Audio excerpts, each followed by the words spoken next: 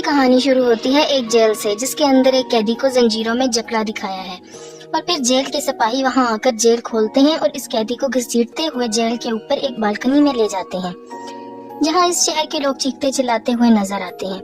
لوگ غصے سے اس آدمی کو دیکھ کر قاتل، خونی، درندہ کہتے ہوئے نظر آتے ہیں، اور جیلر ایک گارڈ کو سزا کا اعلان پڑھنے کو کہتا ہے۔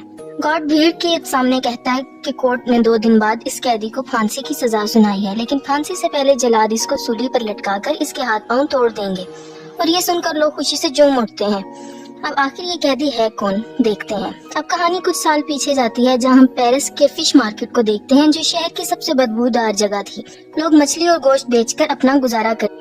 یہاں ہم ایک مچھلی بیچنے والی عورت کو دیکھتے ہیں، جس کا بچہ پیدا ہوتا ہے اور وہ مرا ہوا ہوتا ہے، اور اس عورت کے پہلے بھی 4 بچے ایسے پیدا ہو چکے تھے، اور وہ بچے کو پاؤں مار کر اسے سڑی ہوئی مچھلیوں کے ساتھ ندی میں پھینک دیتی ہے، لیکن اس دفعہ اس نے زندہ بچہ پیدا کیا تھا اور وہ اسے بھی پھینک دیتی ہے، یہی سمجھ کر کہ وہ بھی مرا ہوا ہے۔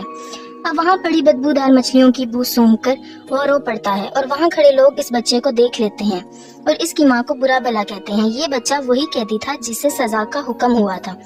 اس قیدی کا نام جان تھا۔ اس کے پاس 2 خصوصیت تھی، ایک یہ کہ اس کی ناک ایسی تھی جو سونگھنے کا کام بہت اچھا سر انجام دیتی تھی، اور دوسرا یہ کہ جب بھی کوئی اسے خود سے دور کرتا، اس شخص کی کسی نہ کسی طرح سے موت ہو جاتی، جیسے کہ اس کی ماں جو اسے پیدا کرتے ہی پھینک دیتی ہے۔ اسے پھانسی کی سزا سنائی جاتی ہے، اور جان کو ایک میڈم گیلاٹ ہوتی ہے، اس کے یتیم خانے میں بھیج دیا جاتا ہے، جو صرف پیسے کے لیے بچوں کو پالتی تھی۔ لیکن یتیم خانے میں کچھ بچوں کو ڈر ہوتا ہے کہ ان کی جگہ نہ چھن جائے، وہ جان کو مارتے ہیں، لیکن گیلاٹ درمیان میں آ کر انہیں بچا لیتی ہے اور ان بچوں کو مارتی ہے، اور یتیم خانے میں کچھ مشکل حالات دیکھنے کے بعد جان 5 سال تک بول نہیں پاتا، مگر وہ سونگ کر ہر چیز کا پتہ لگا لیا کرتا ہے۔ اب 13 سال کی عمر میں یتیم خانے میں جگہ نہ ہونے کی وجہ سے گیلاٹ اسے جانوروں کی کھالیں لینے والے آدمی کو بیچ دیتی ہے۔ جیسے ہی جان وہاں سے جاتا ہے، کچھ چور گیلاٹ کو مار کر اس کے سارے پیسے چرا لیتے ہیں۔ اب وہ شخص جس کو جان بیچا گیا ہوتا ہے، وہ جان سے بہت سخت کام لیتا ہے، اور وہ اسے ایک دفعہ شہر بھی لے جاتا ہے، جہاں جان پہلی دفعہ بدبو کے علاوہ بھی کچھ اچھی دنیا اور خوشبو کا مزہ لیتا ہے۔ جان سامان چھوڑنے کے بعد ایک دکان کو دیکھتا ہے جو پرفیوم شاپ ہوتی ہے، اور وہ اس کی طرف کھینچا چلا جاتا ہے۔ وہ ایک دکاندار کو ایک پرفیوم اٹھائے دیکھتا ہے جو بہت ہی فیمس پرفیوم تھا، اور اسی دوران اسے ایک اور خوشبو کا احساس بھی ہوتا ہے جو ایک پھل بیچنے والی لڑکی سے آ رہی تھی۔ وہ اس کی طرف کھینچا چلا جاتا ہے۔ وہ لڑکی اسے بھوکا سمجھ کر کچھ پھل دیتی ہے، اور وہ اس کا ہاتھ پکڑ لیتا ہے، جسے دیکھ کر وہ ڈر جاتی ہے اور بھاگ جاتی ہے۔ اب جان اپنی سونگنے کی ایبلٹی سے اسے ڈھونڈ لیتا ہے اور اس کے پیچھے جا کر بیٹھ جاتا ہے۔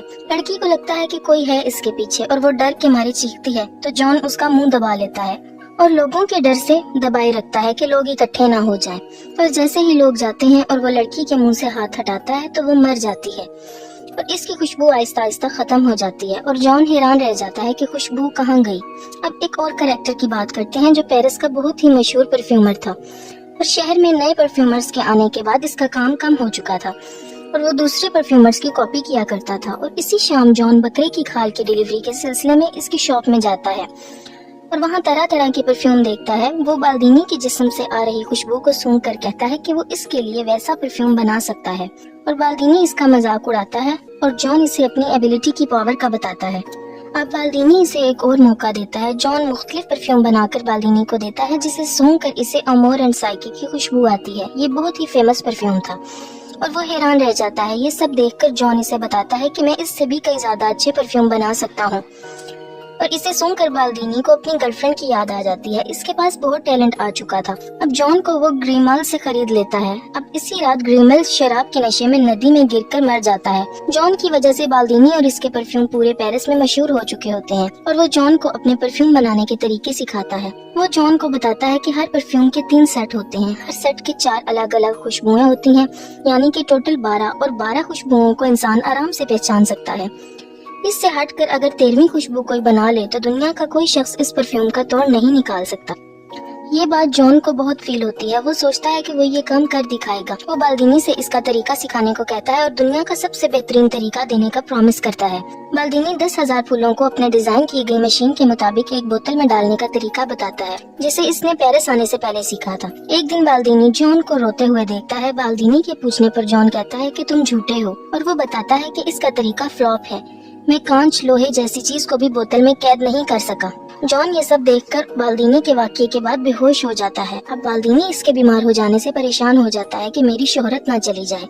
जॉन बाल्दीनी से और कई नए तरीकों के बारे में पूछता है। बाल्दीनी इसे जानवरों के जिस्म की चर्बी से खुशबू निकालने का तरीका बताता है और इसे ग्रास जाने का हुक्म देता है और बदले में इससे 1000 फार्मूलाज लेता है। बाल्दीनी इसे वहाँ से भेज देता है। अब जॉन ग्रास में जाकर काम सीखता है और जॉन के जाते ही इसका घर टूट जाता है, जिससे बाल्दीनी की मौत हो जाती है। ग्रास जाते हुए जॉन को पहली बार आजादी का एहसास होता है।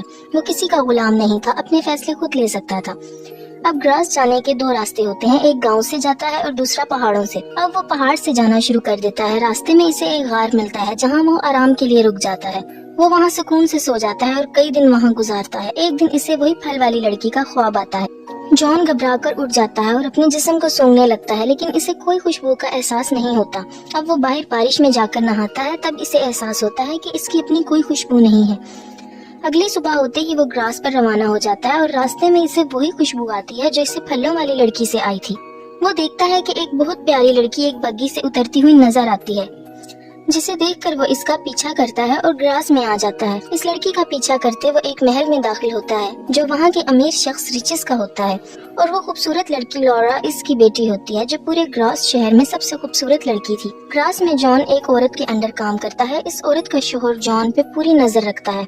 जॉन इनके पास रहते हुए जानवरों की चर्बी से खुशबू निकालने के 2 नए तरीके सीखता है और पहले तरीके का इस्तेमाल वो अपने साथ काम करने वाली लड़की पे करता है, जिसमें वो इस लड़की की डेड बॉडी को एक बड़े टैंक में जानवरों की चर्बी के साथ उबालता है, मगर वो कामयाब नहीं हो सकता। और दूसरे तरीके के लिए वो एक तवाइफ को पकड़ता है और जिसमें वो जानवरों की चर्बी का इस्तेमाल एक कपड़े पर लेप लगाकर करता है। जॉन इसे मारकर इसके बाल काट देता है और इसकी डेड बॉडी को लेप लगाकर कपड़े में लपेटता है और फिर इस कपड़े से चर्बी निकालकर बाल्दीनी के सिखाए हुए तरीके से खुशबू निकालने में कामयाब हो जाता है, जिसे वो तवाइफ के पालतू कुत्ते पर इस्तेमाल करके चेक करता है। अब वो बाल्दीनी के बताए हुए 13 बोतल का सेट तैयार करता है, यानी कि हर बोतल के लिए एक कत्ल। लॉरा की बर्थडे पार्टी में सब लड़के और लड़कियां छुपन छुपाई खेलते हैं, जहां मौका पाकर जॉन भी आ जाता है और लॉरा पर हमला करता है, मगर वो बच जाती है और पार्टी से 2 जुड़वा बहनें गायब हो जाती हैं। अब हम देखते हैं कि जॉन इन 2 लड़कियों को मारकर अपने सेट की पहली 2 बोतलें तैयार करता है और इन दोनों की लाशें शहर के पुल के नीचे पानी में तैरती हुई नजर आती हैं। इसके बाद पूरे शहर में लड़कियों की मौत का सिलसिला शुरू हो जाता है और डर के मारे लोग अपनी बेटियों को बचाने के लिए घरों के बाहर ताले लगाना शुरू कर देते हैं। लेकिन जॉन 12 बोतल्स का सेट तैयार कर लेता है और इन्हें एक बड़ी बोतल में मिला देता है। अब परफेक्ट परफ्यूम बनाने के लिए इसे एक और बोतल चाहिए होती है, यानी लॉरा का कत्ल। अब ये सब देखकर रिचिस कहता है कि जितनी लड़कियों की मौत हुई है वो सब कवारी थी और इनकी बॉडी पर कोई जोर जबरदस्ती का निशान भी नहीं था। इस कातिल ने इन लड़कियों को किसी खास वजह से मारा है। सब लोग मदद के लिए चर्च में जाते हैं और चर्च के फादर इनकी मदद की हामी भरते हैं। वहाँ एक आदमी आकर इस कातिल के पकड़े जाने की खबर सुनाता है, जिसे सुनकर ये सब लोग बेहद खुश होते हैं। रिचिस को इस खबर पर यकीन नहीं होता और वो अपनी बेटी के लिए फिक्रमंद हो जाता है। वो ग्रास छोड़ने का फैसला करता है और अगले ही दिन अपनी बेटी को लेकर चला जाता है। जॉन शहर से जाती लॉरा की खुशबू को फील करता है और इनका पीछा करता है और अपनी एबिलिटी से इनको ढूंढ लेता है। और दूसरी तरफ तवाइफ का कुत्ता अपनी मालकिन के कपड़े और बालों को जॉन के कमरे से निकालता है, जिसे दरोट देख लेता है। दरोट जॉन के साथ काम किया करता था और पुलिस की इन्वेस्टिगेशन पर बाकी लड़कियों के बाल और कपड़े भी मिल जाते हैं। रिचिस अपनी बेटी लॉरा के साथ एक होटल में रात गुजारता है, जहां वो अपनी बेटी के कमरे की चाबी अपने रूम में ही रखता है और जॉन इसके कमरे से वो चाबी उठा लेता है और लॉरा के कमरे में जाता है। अब अगले दिन जैसे ही रिचिस कमरे में जाता है, लॉरा की लाश देखकर बेहद रोता है। अब जॉन 13वीं बोतल भी बनाकर कामयाब हो जाता है और इसे अपनी फाइनल बोतल में मिला देता है। अब वहाँ पुलिस आकर इसे पकड़ लेती है और कहानी 2 दिन बाद होने वाली सजा से शुरू होती है। दूर दूर से लोग जॉन की मौत को देखने आते हैं और जैसे ही वो इसको जेल से निकालते हैं, जॉन मौका पाकर परफ्यूम का ढक्कन खोल देता है। जैसे ही लोग जॉन का इंतजार करते खड़े होते हैं, जॉन एक राजकुमार की तरह गाड़ी से उतरता है और जलाद की तरफ बढ़ता है और जलाद इसके पाँव में गिर जाता है और रोते हुए जॉन को बेकसूर बताता है। अब जॉन एक परफ्यूम को रुमाल पर लगाता है और हवा में लहराता है, जिससे वहाँ खड़े सब लोगों को जन्नत का एहसास होता है और वो सब लोग इसे फरिश्ता कहते हैं। वो खुद को लोगों का मसीहा समझने लगता है और अपने रुमाल को लोगों के दरमियान फेंक देता है और कुछ ही देर में सब लोग छोटा बड़ा, अमीर गरीब, काला गोरा सब बुलाकर प्यार करने लगते हैं और जॉन को ये सब देखकर सच्चे प्यार का एहसास होता है। अब वो इस फलों वाली लड़की को याद करता है। वो सोचता है कि काश अगर वो इस लड़की को ऐसे ही प्यार करता तो वो इसको अपना बना लेता। वो ये सोचकर दुखी हो जाता है और रोने लगता है।